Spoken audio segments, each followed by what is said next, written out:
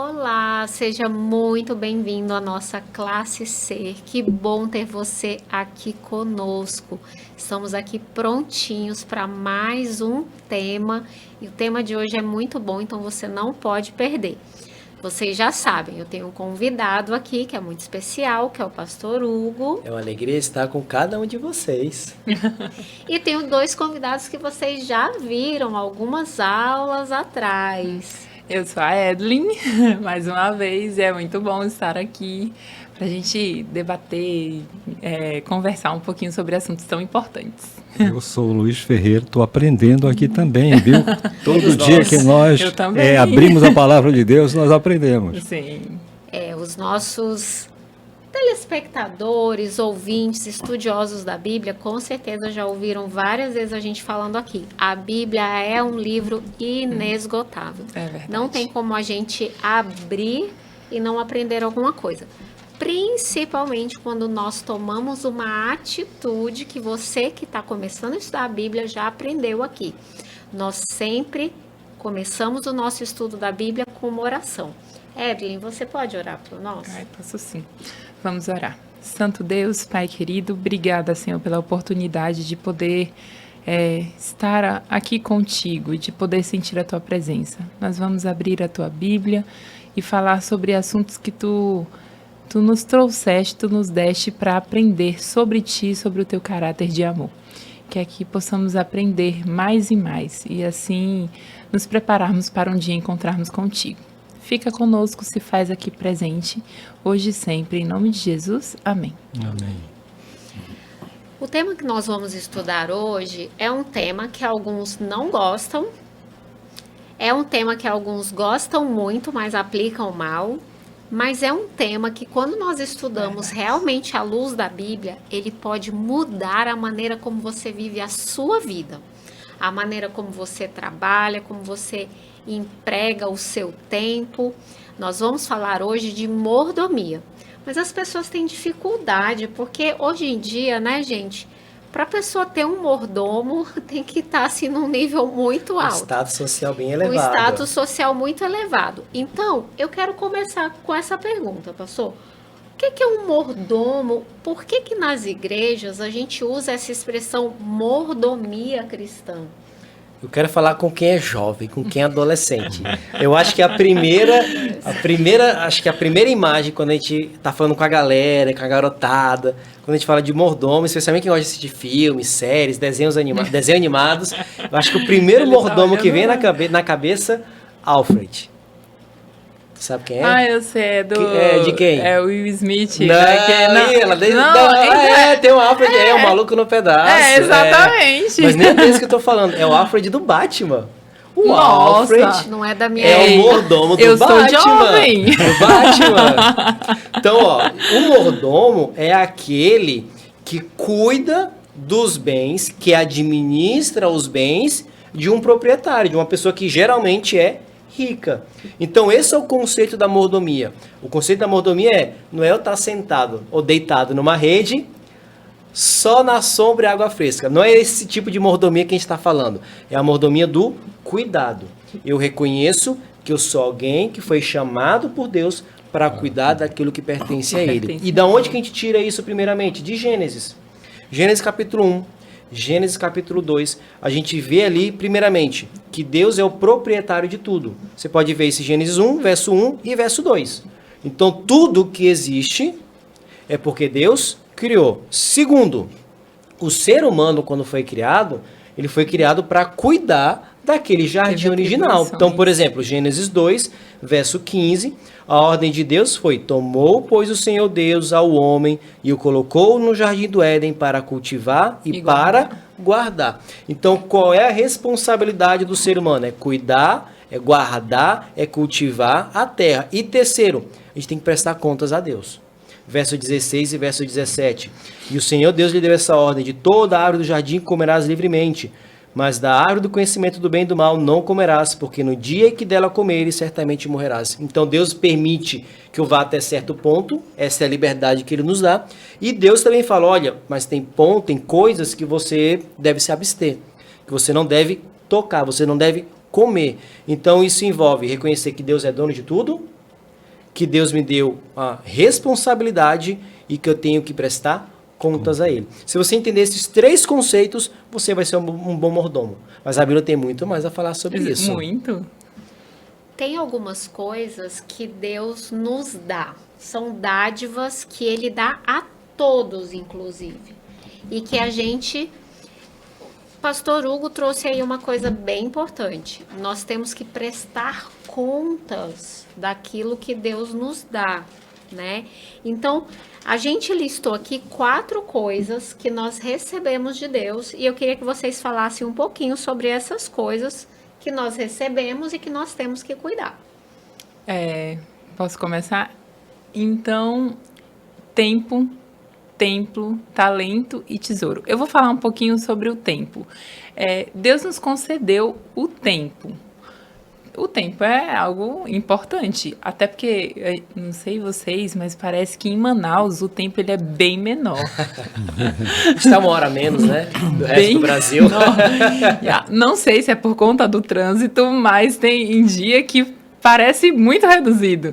Então, o tempo é algo que Deus nos concedeu para sermos mordomos, administrar o nosso tempo. E a gente precisa saber como utilizar melhor esse tempo na administração das nossas tarefas, até porque como é que eu posso dizer? A finalização da semana, do tempo semanal, é o 7º dia. Então, ele nos dá 6 dias para organizarmos toda a nossa vida e separarmos um tempo especial para ele. Então, o tempo é bem ampliado aí, mas o tempo é algo que Deus nos deu para nós administrarmos, para nós sermos mordomos. Mas será que nós estamos sendo mordomos da maneira correta, né, em relação ao nosso tempo? Eu quero pegar um texto do apóstolo Paulo, livro de Efésios, capítulo 5, verso 15 e 16. Paulo diz assim: portanto, vede prudentemente como andais, não como nécios. Uma outra tradução, a Nova Versão Internacional, a gente já estudou sobre a Bíblia, tá? E as variadas traduções coloca como insensatos. Então, não como nécios, insensatos, e sim como sábios, remindo o tempo, ou a outra tradução, aproveitando ao máximo cada oportunidade, porque os dias são maus. Então, qual é o apelo aqui de Paulo? A gente tem que saber usar muito bem o nosso tempo. Sim. E aqui não só, a gente vai ampliar um pouco aqui, não só para o sentido espiritual, Sim. mas a gente tem que aproveitar o tempo, de fato, para a nossa vida. Porque todo mundo tem cerca de 24 horas. E o mundo moderno, especialmente por causa da tecnologia, a gente consegue fazer muito mais na mesma quantidade de tempo. E isso nos desgasta muito.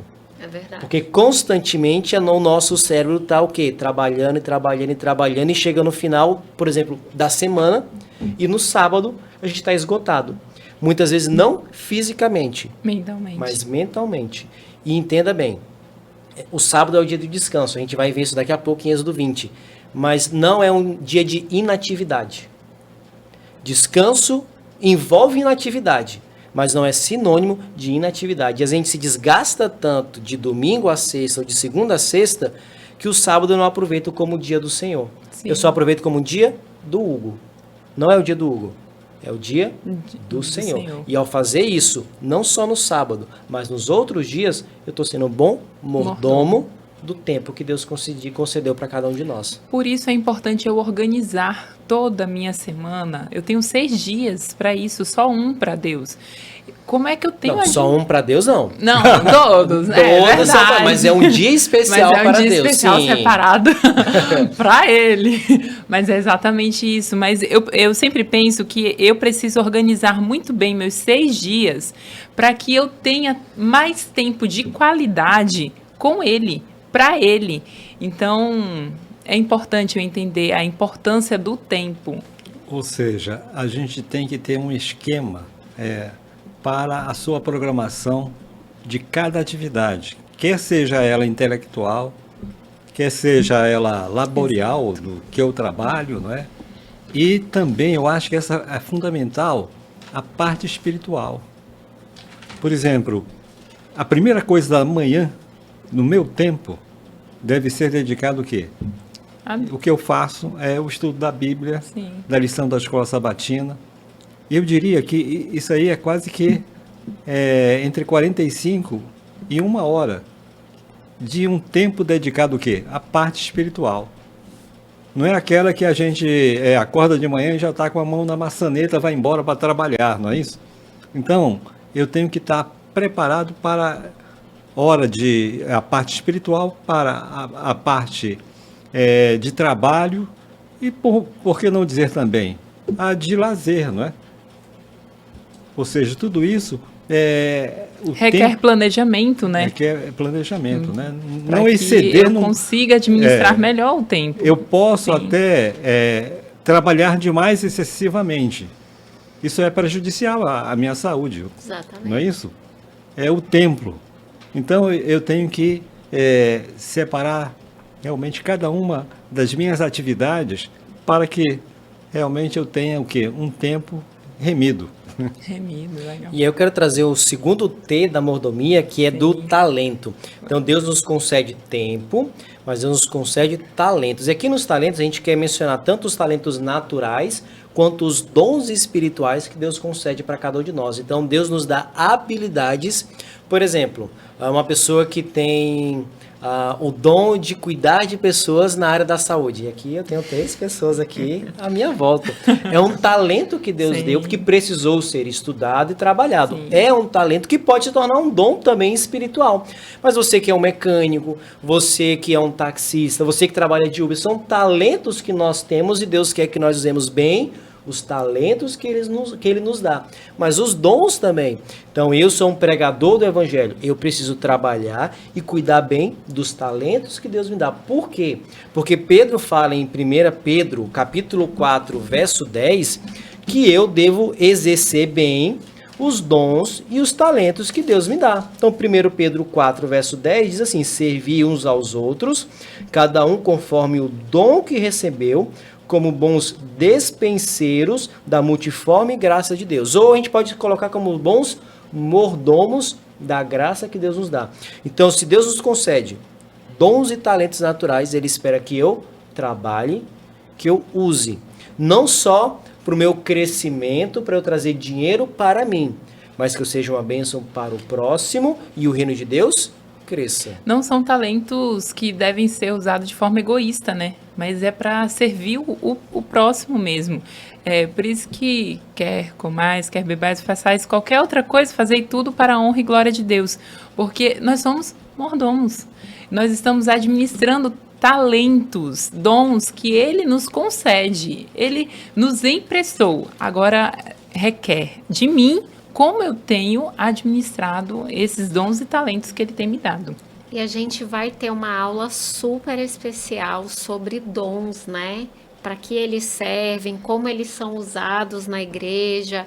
Então, você que ficou curioso aí sobre esses talentos, sobre dons, se prepara que ainda tem aula sobre isso. E aí o ponto que geralmente as pessoas focam quando a gente fala sobre este assunto é o terceiro T da mordomia, o tesouro. Né? Então, o tesouro envolve o quê? Riquezas e dinheiro. E isso é extremamente importante porque Jesus fala de dinheiro, fala do tesouro, e em uma das suas parábolas, ele apresenta que a gente não deve acumular tesouros aqui na terra. Entenda o ponto. Não tem nada de errado a gente se precaver para a nossa vida aqui, porque ela é incerta. Mas a gente não deve focar a nossa vida nisso. Qual é o foco? Verso 21. Porque onde está o teu tesouro, aí estará o teu coração. Qual é a ideia? Se o meu coração está só aqui na terra, eu vou acumular tesouro só para a terra. Eu devo acumular, eu devo ter ênfase aonde? No céu.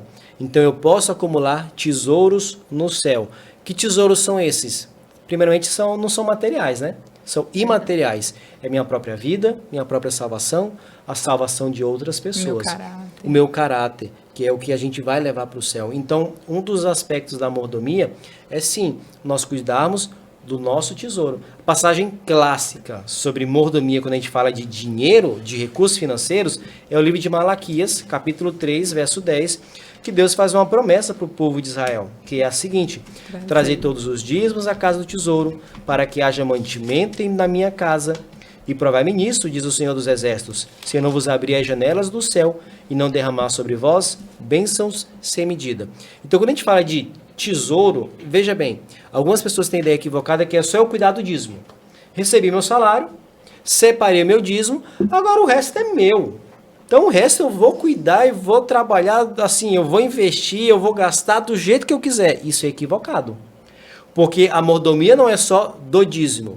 A mordomia é de todo e qualquer recurso que chega nas minhas mãos. Então todo e qualquer dinheiro que chega nas minhas mãos, eu separo uma parte para Deus, sim, é o dízimo, é santo, pertence a Ele, mas e o resto? Eu tenho que ser bom mordomo também. Eu tenho que usar uma roupa boa. Não é sinônimo de cara, mas às vezes pode ser cara. Eu estou sendo bom mordomo. Ah, eu vou comprar um carro bom, um carro que eu sei que não quebra. Eu estou sendo um bom mordomo. A gente precisa aprender isso. Eu também não posso gastar o meu dinheiro com aquilo que desonra a Deus, né? Que estraga meu corpo ou que faz mal para outras pessoas. Então a gente é muito importante que a gente entenda que a fidelidade ela é sobre 100%, né? Assim como a fidelidade no tempo é sobre 100% da semana, a fidelidade do dinheiro também. Eu preciso saber, né, que Deus, Ele também quer que eu administre aquilo que fica na minha mão de uma forma a trazer bênçãos, né? Existe uma outra parte no tesouro, e que é parte daquilo que Deus nos concede, a gente também tem que compartilhar com outras pessoas, ajudando-os na necessidade. Às vezes a gente é muito egoísta, né? Só quer para nós. Mas a oportunidade que nós temos de beneficiar outras pessoas. Ontem, por exemplo, chegou um funcionário e disse, olha, eu não tenho dinheiro para comprar gás. Eu chego ali no posto de gasolina e compro álcool. E aquilo acaba. O senhor pode me ajudar? Não saiu meu dinheiro. Então, o que é que eu vou dizer para ele? Eu tenho que ajudá-lo. Se eu tenho condição financeira de ajudá-lo, isso faz parte do tesouro, né? E nesse ponto que o senhor falou, doutor Luiz, Paulo tem um exemplo disso, 2 Coríntios capítulo 9, o verso de número 7, as igrejas de Jerusalém, elas estavam empobrecidas.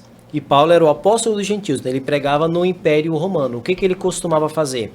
Ele fazia uma recolta entre as igrejas mais ricas e levava para os pobres de Jerusalém. 2 Coríntios 9, verso 7. Cada um contribua segundo tiver proposto no coração, não com tristeza ou por necessidade, porque Deus ama quem dá com alegria. Então, qual é a ideia? A gente tem que separar, sim, uma parte dos nossos recursos, por menor que seja, para ajudar quem precisa. Vamos lá, meu testemunho pessoal. Tem que estar no orçamento. Se não tiver no orçamento, não vai sobrar. Quando a gente não faz uma viagem, a gente não bota uma meta para a gente ir para tal lugar, acho que ajudar as pessoas deveria fazer parte do nosso orçamento. Então, é cada um na sua realidade. Exato. Então, o Hugo costumo fazer, e a Bárbara faz a mesma coisa que a minha esposa. A gente separa um percentual, toda vez que eu recebo o salário do líquido, eu separo um percentual, guardo numa conta separada, para que quando alguém precisar, eu possa ajudar. Porque se eu não fizer isso, eu não vou conseguir ajudar, porque eu vou torrar tudo, ou eu vou investir em outras coisas, ou eu vou ter os meus sonhos pessoais e eu posso negligenciar quem precisa. Então é ser mordomo isso também, é separar uma parte dos nossos recursos para ajudar o próximo. Agora, sobre essa questão ainda de tesouros, eu acho que é muito importante a gente buscar conhecer qual é o princípio mesmo de como eu devo lidar com administrar os meus dízimos, minhas ofertas. Eu preciso conhecer, saber o que qual é o princípio, para que não é só porque alguém está pedindo ou alguém está dizendo, você vai ganhar isso se você der isso. Eu preciso conhecer o conceito, a importância, o princípio pelo qual eu devo ser mordomo dos tesouros que Deus me dá, para que eu não haja de qualquer forma e assim seja prejudicado, ao invés de ser abençoado. E entenda assim, na Igreja Adventista nós temos uma forma peculiar de administrar os dízimos e as ofertas que a gente recebe.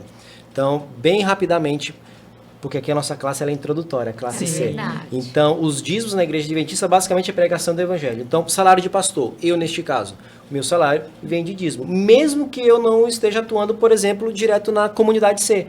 Por muitos anos eu fui pastor de escola. De onde vinha o meu salário? Vinha dos dízimos dos irmãos das nossas congregações, não vinha da mensalidade dos alunos. Para que mais vai dízimo? Para a pregação do Evangelho. Então você, conhece a TV Novo Tempo. Uma parte do seu dízimo vai para a TV Novo Tempo, porque é pregação do Evangelho. E as ofertas na Igreja Adventista? É para toda e qualquer coisa, tirando que às vezes necessariamente não é pregação do evangelho. Então, por exemplo, a gente tem que construir igrejas, a gente tem que reformar igrejas, a gente quer comprar Manutenção livros, do manutenção templo, do templo, a ação solidária adventista, que é ajudar as pessoas com necessidade. Todo o restante, a igreja adventista usa de ofertas. E veja bem, a igreja adventista ela distribui esse dinheiro para o mundo inteiro. Então, a parte dos dízimos e ofertas fica em Manaus, por exemplo, aqui, porque a nossa comunidade é de Manaus. Outra parte vai para o Amazonas, outra parte vai para a região norte, outra parte vai para a América do Sul e outra parte vai para o mundo inteiro. Para que nós sejamos bons mordomos dos recursos financeiros que a gente recebe, mas a igreja, como administradora desses recursos, que ela seja uma boa mordoma também desses recursos. Então, só para você ter uma ideia, basicamente, de como a gente administra o dinheiro na igreja adventista. Muito bom. Mas a gente está falando de dinheiro e faltou um T, né? Tá faltando. Um T super especial. Acho que é o meu preferido. Então, comece. Fale sobre ele. É o templo. O templo, nosso corpo é o templo do Espírito Santo. E tem um verso, acho que a gente podia abrir ele, que é 1 Coríntios. 1 Coríntios 6, 19 a 20. Será que vocês não sabem que o corpo de vocês é santuário do Espírito Santo, que está em vocês e que vocês receberam de Deus, que vocês não pertencem a vocês mesmos, porque vocês foram comprados por preço. Agora, pois, glorifiquem a Deus no corpo de vocês. E falar sobre o corpo é algo muito importante, porque eu até digo que se nossa mente está limpa, todos os outros T's, eles vão fazer muito mais sentido, porque a gente vai ter consciência melhor sobre como administrar todo o restante. A gente vai ser melhor mordomo se a gente cuidar primeiro do nosso corpo e da nossa mente. E isso é o corpo. Quando fala sobre o templo, não é só o templo da casa de Deus, mas é o templo do nosso corpo, o templo da nossa mente, do nosso coração. Então, cuidar do corpo e fazer dele a habitação do Espírito Santo é muito importante. Agora, como é que eu sou mordomo do meu corpo? Será que vai ter algum tema falando sobre os 8 remédios, 8 princípios de saúde? A gente pode tocar rapidamente, não Já pode? pode falar? Pode. Não existe forma melhor e isso foi um princípio de Deus, instruído até pela profetisa Ellen White, sobre os 8 princípios de saúde, os 8 remédios de Deus, que é água, alimentação saudável, luz solar, ar puro, exercício físico, temperança, que mais? Descanso, confiança em Deus. Foi exercício? Foi 8? Foi, Falou, exercício. pronto. Exercício é importante. É a minha grande falha, o exercício. Hoje. Então, por isso que eu lembrei dele. Então, quando a gente administra, quando a gente usa esses remédios de uma forma para administrar melhor o nosso corpo, nós teremos muito mais acesso à voz do Espírito Santo na nossa mente e aí nós estaremos sendo bons mordomos do nosso corpo. Até como é que a gente vai administrar todos os outros se eu não cuido do meu corpo? Eu não vou ter nem força para levantar, para ler minha Bíblia ou para separar uma oferta, um dízimo. Eu não vou ter, porque eu não estou com a mente limpa, eu não estou com o corpo são para ouvir a voz de Deus. Então, essa mesma autora que você mencionou, ela diz que nós roubamos a Deus quando adoecemos. Olha. Você imagina uma mãe, por exemplo, doente e acamada. Como é que ela vai educar os seus filhos? Não é isso? Então, roubamos a Deus. E também, quando nós temos uma mente que está doente, nós nos comunicamos com Deus através de quê? Através da nossa mente. Então, fica meio interrompido, inclusive, essa comunicação com Deus, não é isso? E a gente tem que salientar, algumas pessoas têm preconceito com os adventistas por darem uma ênfase nas questões de saúde. Tem pessoas que têm esse preconceito. Vocês querem se salvar só porque vocês são aí, reforma de saúde, coisa do tipo. Veja bem, não é salvação pela soja, eu costumo brincar. Não é porque eu sou vegetariano que eu vou estar me salvando. Não é isso. Não é sobre isso. É uma consequência da salvação e eu vou cuidar do meu corpo como templo do Espírito Santo. Eu não quero roubar a Deus na minha saúde, por exemplo. Porque se Deus me dá um corpo para eu cuidar dele, eu não posso roubá-lo diminuindo a minha vida. Não só em tempo, mas também em qualidade. Então, nós adventistas, a gente dá muita ênfase nisso, porque faz parte da nossa mensagem e a gente quer ser fiel a Deus em cada aspecto da nossa vida, inclusive o templo, que é o nosso corpo. E como nós glorificamos a Deus? De muitas formas, e uma delas é através do corpo, sim. Quer Quer comais, quer quer bebais, bebais, ou façais, qualquer outra coisa, fazei tudo, para a glória de Deus. Para a Então glória é de uma Deus. forma também de quê? De Tudo. glorificar a Deus. tudo que a gente faz. Já pensou se cada comida que eu fosse ingerir, cada bebida que eu fosse tomar, cada exercício que eu pensasse em fazer, não, isso aqui eu estou fazendo para cuidar do meu corpo, não, isso aqui eu estou fazendo para glorificar a Deus. Já pensou se tivéssemos esse pensamento, nós agiríamos de uma forma mais responsável. E é um testemunho também. Como é que eu vou dar um estudo bíblico cheio de mazelas? Ela vai perguntar, olha, que Deus é esse aí teu que realmente não está cuidando de você? E quando a gente pega nesse assunto, a gente está dando ênfase agora, a gente está indo para um lado que é do comportamento que Deus espera de mim. Então, se eu sou um mordomo, eu não cuido só do meu tempo, dos meus talentos, do meu tesouro e do meu templo, que é o meu corpo, mas Deus espera que eu tenha uma vida que está de acordo com a vontade dele. Então, ele se importa com o meu comportamento? Sim. Eu preciso dar um bom testemunho como cristão. Isso faz parte também da mordomia. E falando disso, na Bíblia, a gente tem várias formas como a Bíblia trata os comportamentos. Então, primeiramente, a gente tem princípios gerais. Então, o grande sermão do monte, Mateus capítulo 5, 6 e 7, é como se fosse a grande lei do reino de Deus. Você quer saber o que Jesus espera de você? Leia o sermão do monte. Ser sal, ser luz, não ser hipócrita. Então, são os grandes princípios que Deus dá para cada um de nós. E a gente já falou sobre isso também num outro tema, que os 10 mandamentos é o resumo do que Deus espera da humanidade. Então, você quer saber em 10 pontos o mínimo que Deus espera de você? Vá até onde? Vá até os 10 mandamentos. Então, o Sermão do Monte não é toda a vontade de Deus, os 10 mandamentos não é toda a vontade de Deus, mas resume muito bem o que ele espera. Então, são princípios gerais que nós devemos aplicar na nossa vida. Só que, assim, Dr. Luiz e Edwin, a gente tem exemplos positivos e negativos que também nos ensinam na Bíblia, né? Porque, assim, olha que a pergunta é capciosa, tá? Então, olha aí, polêmica. É tudo que está registrado na Bíblia que eu devo fazer? É uma pergunta polêmica. Porque toda e qualquer atitude de um personagem da Bíblia que eu devo seguir aquele exemplo? Não, até porque lá tem uns exemplos bons e ruins, né? Então essa é a pergunta capciosa. E aí, é tudo que está lá registrado que eu vou Não. seguir aqueles exemplos? Não. E aí, tem Tem que saber distinguir entre o bem e o mal, né? Exatamente. É isso aí. Então, por exemplo, a gente tem um exemplo muito negativo na Bíblia de um grande homem de Deus, Davi.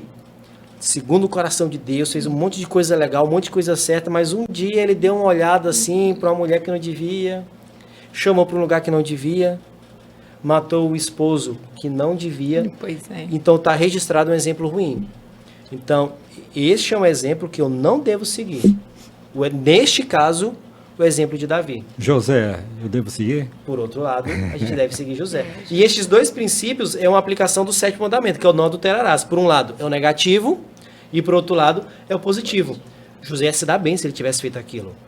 Você pode acompanhar na sua Bíblia em Gênesis 39, tá? Essa história. Ele ia se dar bem, talvez ele ia ser elevado, talvez ele ia aproveitar o que os desejos nos levam a aproveitar, mas ele falou, não.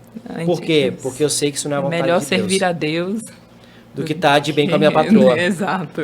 E a nossa aparência tem que ser uma aparência santa, não é isso? Ser de santos envolve também o seu aspecto físico, como você se relaciona com as pessoas, né? Como você veste, entendeu? Sim. O que você Minha usa vestimenta. de adorno também, não é? Eu acho que a gente está bem vestido aqui hoje, não tá não? O que você acha aí? Coloca nos comentários. Conectados. Acho que a gente está bem vestido, não tá? Acho que tá todo mundo arrumadinho. A gente faz parte do testemunho, né? A verdade é que o cristão, ele precisa parecer cristão. Tem algumas roupas, alguns É o tipos equilíbrio, de né? comportamento, Sim. que se a pessoa disser que ela é um cristão, todo mundo vai ficar espantado, modéstia. não vai acreditar. né? E realmente a gente passa a pensar que eu estou honrando a Deus, né? De acordo com a maneira que eu me visto, que eu me comporto. Eu sou um representante de Deus aqui na Terra. É uma né? pessoa Existe até separada, né? O traje faz o monge, não é isso? Monge, Ou seja, olha, até- é verdade. o ditado popular que como você se veste, como você usa realmente a sua roupa, o adorno, não é isso? Isso tudo caracteriza realmente. Isso é um testemunho que nós damos para quem? Para as pessoas também. Isso. Entendo o ponto. A Bíblia a gente tem os princípios gerais, a gente deu exemplo, os 10 mandamentos e o Sermão do Monte. A gente tem modelos a seguir ou a evitar. Davi e José. A gente tem algumas regras bem específicas. E aqui, por exemplo, a gente tem alguns textos da Bíblia que nos ajudam a entender isso. E aqui a gente quer pegar esse ponto de fato da vestimenta. A gente tem duas passagens da Bíblia, que é 1 Timóteo, ok? Capítulo 2, verso 9. E depois 1 Pedro, capítulo 3, verso 4. Que tanto Paulo quanto Pedro, eles falam especificamente do vestuário. Mas aqui tem um ponto. Os dois autores, eles focam na mulher. Então, eu que sou homem, junto com meu irmão Luiz Não aqui, dê- falou, não deve. agora tô bem, né? Tô ótimo. Porque eles estão falando de quem? Das mulheres. Então, a gente pode se vestir de qualquer jeito. Veja bem, por trás de cada ordem direta da Bíblia, nem sempre ela se aplica a todo ser humano, a todo indivíduo. Por exemplo, aqui a ordem direta é para as mulheres. O que nós homens devemos fazer? Extrair o princípio para nós.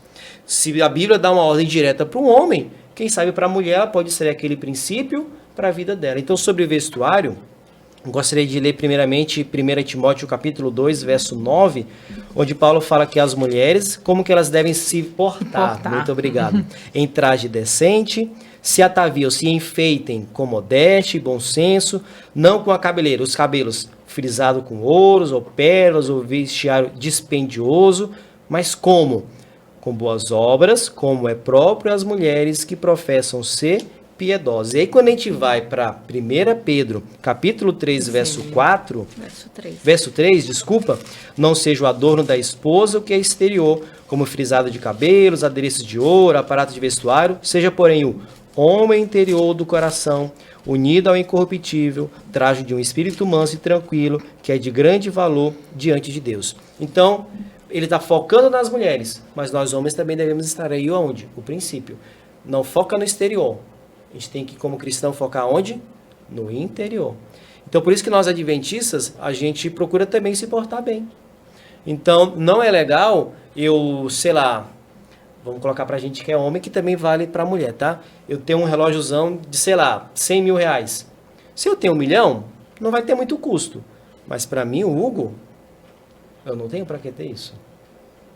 Eu tenho que saber... Bom senso. Eu tenho que ter bom senso. Um milionário pode ter um relógio de 100 mil, Caramba. mas nós, meros mortais, não tem pra quê. Sim. Então, que imagem eu estou transparecendo? Então, nós na igreja adventista, a gente não usa joias, a gente não usa colares, a gente não usa piercings, brincos, por quê? Porque não tem pra quê. Agora, claro, existem joias que a gente chama de funcionais, né? Então, como é que você sabe que na nossa cultura, um homem ou uma mulher é casado ou casada? Aqui, ó, nas minhas mãos. É uma joia que não é barata, porque é feito de ouro, mas ela tem uma função. Sim. Então não tem nada de errado com isso. Agora as outras, a gente evita. Porque tem outras formas também de investir o nosso dinheiro. E de, quem sabe, não demonstrar aquilo que a gente não quer transmitir, né? Isso. Um dos comportamentos aqui específicos, que inclusive nesse verso, está bem claro aí, é uma virtude que é mansidão e tranquilidade. Ou seja, você imagina um indivíduo explosivo, é um indivíduo que realmente é briguento, não é? Ele não é uma pessoa tranquila, não é uma pessoa mansa. Porque uma das características daqueles que herdarão a terra é a mansidão. Então a gente que é colérico assim e tem um espírito explosivo, a gente tem que mudar o nosso comportamento para ter um comportamento que é manso, né? Que é de grande valor para Deus, como diz aí nesse verso. E eu acredito que quando a gente busca o Espírito Santo para o nosso interior, o nosso reflexo exterior, ele vai acontecendo de uma forma tão leve, natural, que você, quando vê, você já está sabe? Você não precisa de outras coisas, porque aquele Espírito de Deus já te preenche de uma forma tão grande que as coisas externas não são tão necessárias quanto a interna. Então, a gente precisa alimentar o nosso interior de uma forma muito, muito constante, muito forte, diretamente, em comunhão, para que o nosso exterior seja apenas um reflexo do meu interior. Aqui está, mas que ela esteja no seu interior, uma beleza permanente. E aí tem outra coisa também que às vezes pega para muitas pessoas, que é o nosso entretenimento, né? Exatamente. Então a gente tem que a gente foca muito no recriar, né? O que é recriar? Eu estou cansado, eu vou praticar uma atividade, um esporte, alguma outra questão que eu vou, mesmo que canse, mas eu vou ficar bem depois. A nossa sociedade moderna, ela foca muito no entretenimento. Então, as músicas, as séries, os filmes, os livros, as revistas, o cristão não é contra nenhuma dessas coisas, desde que, vamos pegar o princípio bíblico que está em Filipenses capítulo 4, verso 8. Finalmente, irmãos, tudo que é verdadeiro, tudo que é respeitável, tudo que é justo, tudo que é puro, tudo que é amável, tudo que é de boa fama, se alguma virtude há, e se algum louvor existe, seja isso que ocupe o vosso pensamento. Então, como cristão, e especialmente por causa do tempo que eu estou gastando com aquilo, voltando para o tempo e para os meus comportamentos, eu tenho que saber cuidar, inclusive, do meu entretenimento, que esteja de acordo com a vontade e os princípios de Deus. E é meio complicado no mundo que a gente vive hoje, né? A gente tem tanta coisa para ver, para assistir, para ouvir, tem que saber cuidar disso também. Mas eu posso... Não tem nada a ver. Esse nada a ver, eu vou te falar, viu? É só um pouquinho. É legal, né? Não precisa ser santinho o tempo todo. Mas aqui tá. O que a gente deve buscar? Tudo que é respeitável, justo.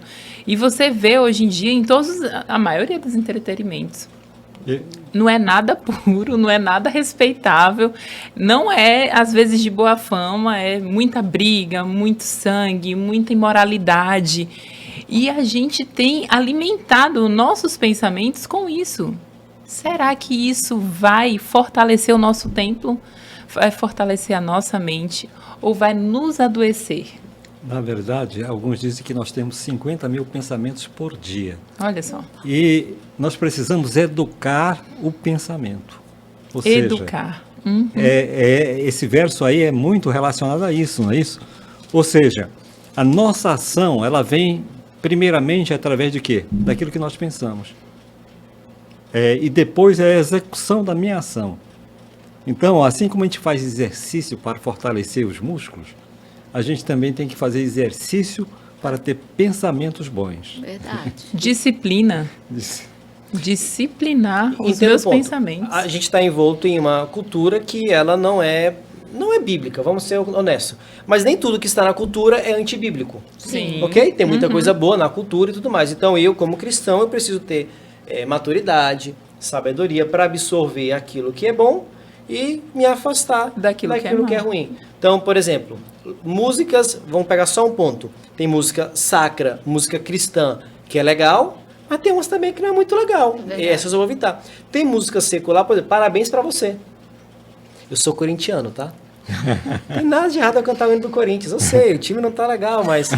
Então, assim, é da cultura, não fala de Deus, mas não tem nenhum problema. Então, é maturidade, é sabedoria, para que nós coloquemos o texto de Paulo de Filipenses em prática. É puro, é bom? Então, ok, vamos lá, é isso que Deus espera para mim. Deus quer para mim. A leitura também, o que eu gosto de ler. Sim. Quais são os livros que eu geralmente leio? É aquele que vai edificar, ou seja, tudo que realmente contribui para a nossa edificação, contribui para a santificação também. Então, a gente tem que fazer escolhas justas, né, para que realmente eu possa, cada dia mais, nos santificar. Eu quero pegar um ponto, e a última citação que eu quero ler aqui nesse nosso estudo da classe C, Filipenses capítulo 1, verso 27, Paulo fala para aquela igreja e a gente tem que colocar para a nossa vida. Vivei, acima de tudo, por modo digno do Evangelho de Cristo. Que eu seja um bom cristão. E mais uma Amém. vez, não é para alcançar a salvação, mas é porque eu já fui salvo por Cristo. Que eu seja um bom testemunho, um bom exemplo. E apesar das minhas falhas, apesar das minhas fraquezas, as pessoas olhem para mim e vejam: Hugo é cristão. Ou, de forma preconceituosa, como alguns dizem, né? Hugo é crente. Amém. Eu sou Amém. crente. Que as pessoas vejam isso em mim. Amém. A verdade é que Deus nos deu presentes. Ele nos dá o tempo, Ele nos dá esse corpo, Ele nos dá recursos e Ele também nos dá talentos com que nós podemos servir as pessoas. Você está aprendendo a cada lição a ser como Jesus. Pense como Jesus usou cada presente desse que ele ganhou de Deus. Se nós usarmos com fidelidade tudo aquilo que nós ganhamos de Deus, nós certamente estaremos nos assemelhando a cada vez mais a Jesus. Então, continue conosco e nós vamos aprender cada vez mais a ser como Cristo.